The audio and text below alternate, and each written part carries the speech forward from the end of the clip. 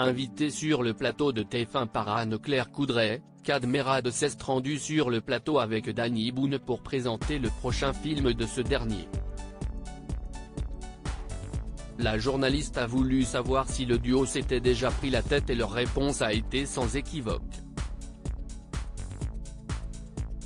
Si est-il un duo qui marche et qui fait rire de nombreux Français. Entre Danny Boone et Kad Merad, l'amitié est aussi forte que leur réussite professionnelle.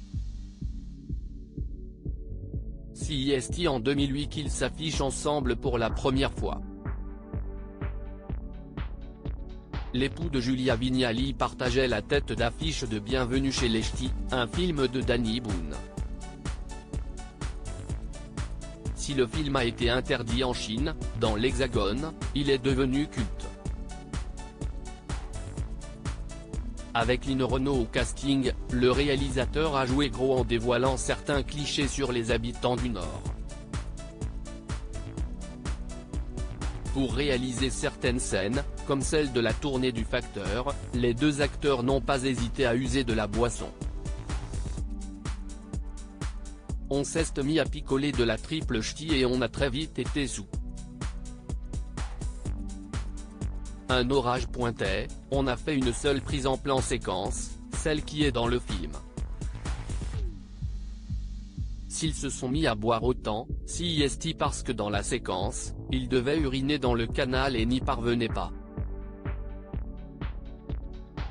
Seulement, pour Kad Merad, un petit souci est survenu sur le tournage au moment de tourner cette scène. Le problème si est-il que moi, ça ne s'arrêtait plus. À un moment donné, on est censé finir dans le dialogue et repartir sauf que moi, j'ai continué d'uriner pendant toute la scène. Je me suis uriné dessus, en fait. Une dispute sur le tournage puisque le film et le duo ont été un franc succès, les deux acolytes reviennent avec un nouveau long métrage de Danny Boone, La vie pour de vrai, au cinéma le 19 avril 2023.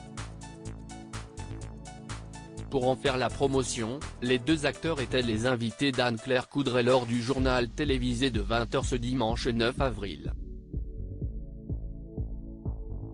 La présentatrice a voulu savoir s'ils s'étaient déjà disputés. Une fois, a avoué Danny Boone. Il y a longtemps, a surenchéri Kad Merad.